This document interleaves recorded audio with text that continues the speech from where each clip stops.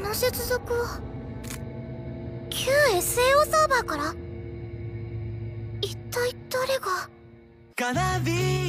Assalamualaikum, selamat datang di kanal YouTube Junior Anime Indonesia. Kanal ini dibuat dengan tujuan untuk membahas hal-hal penting pada anime kesayangan kita semua. Nah, sebelum nonton, bantu kami dengan subscribe dan like video ini ya. Terima kasih. Episode ke-17 dari anime Sword Art Online Alicization War of Underworld terrilis. Nah, pada video kali ini mari kita diskusi mengenai hal-hal apa saja yang menarik pada episode kali ini. Episode ke-17 dimulai dengan adegan penyiksaan Kirito oleh Vasago. Nah, Vasago yang kecewa akibat keadaan Kirito yang menyedihkan, tak puas dengan mempermainkannya di depan banyak para player Alo dan pasukan Crimson. Lalu saat Vasago bosan dan akan mengakhiri nyawa Kirito, salah satu kesatria maju menentang Vasago. Seperti yang sudah kita ketahui, dia adalah Eiji yang ikut logging ke dalam Underworld. Berbeda dari para player Alo lainnya, Eiji maju karena dasar alasan pribadi. Mengetahui Vasago adalah bagian dari Locking Coven yang telah banyak membunuh teman Eiji saat masih berada di Aincrad. Nah, kedatangan Eiji ini sebenarnya tidak pernah diceritakan di dalam original light novelnya. Meski banyak yang kecewa karena menganggap pertarungan antara Eiji dan Vasago merusak ekspektasi besar akan duel Asuna dan Vasago. Namun menurutku sendiri pertarungan antara Eiji dan Vasago cukup bagus untuk disajikan meski hanya sebatas cameo. Nah, gaya pertarungan Eiji yang kompleks membuat Vasago terdesak. Ditambah lagi di sini Eiji diperlihatkan mampu menggunakan inkarnasi skill tingkat lanjut sama seperti Kirito. Pada episode kali ini juga kita diperlihatkan masa lalu Vasago yang ternyata adalah anak yang tidak diterima oleh keluarganya, bahkan tidak diharapkan lahir ke dunia. Nah, meski ibu dari Vasago sangat membencinya, akan tetapi Vasago sangat menyayangi ibunya. Terbukti dengan Vasago yang terpaksa mendonorkan ginjalnya kepada saudara tirinya agar ayah dari Vasago tetap bisa memberikan uang kepada ibunya untuk tetap bertahan hidup. Vasago juga diceritakan mencuri Navirdir untuk bisa login ke dalam Aincrad dan membunuh para orang-orang Jepang yang sangat ia benci. Kebencian Vasago kepada orang-orang Jepang dimulai saat ia harus terpaksa mendonorkan ginjalnya kepada saudara tirinya yang ternyata adalah turunan Jepang.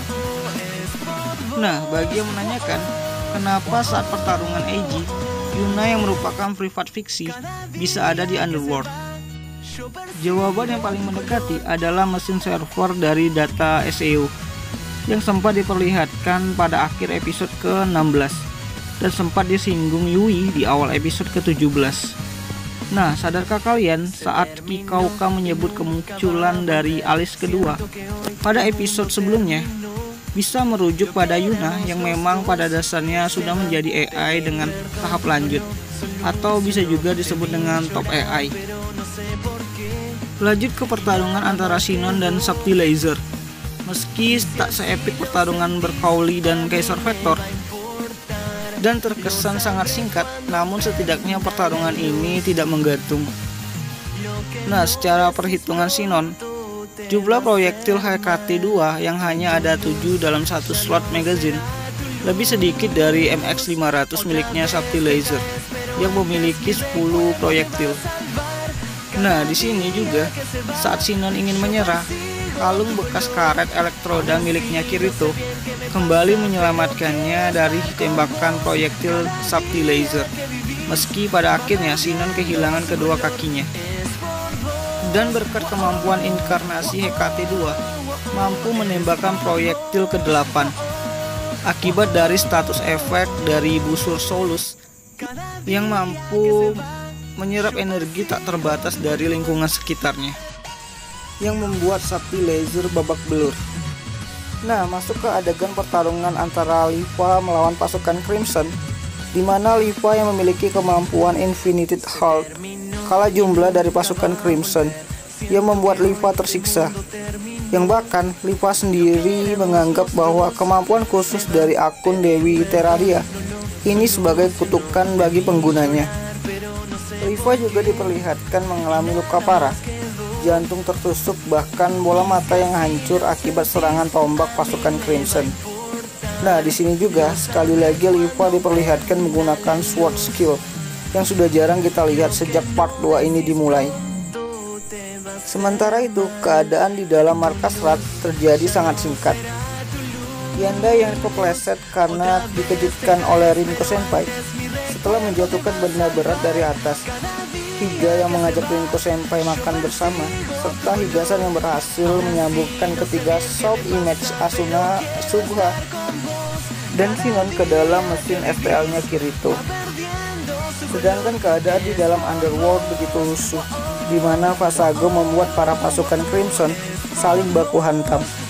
Dan di saat terakhir, tubuh Kirito mulai bercahaya setelah jiwa dari Yujiro memanggil nama Kirito. Adegan langsung dibawa ke dalam alam bawah sadarnya Kirito saat masih muda, yang berada di dalam sebuah kelas.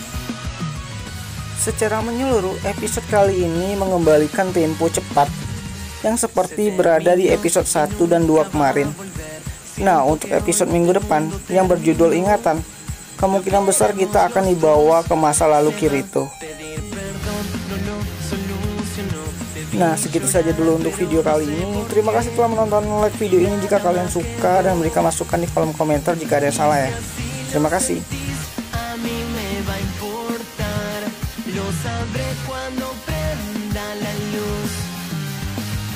Lo que no decís pronto te va a hacer mal y tu luz ya no será tu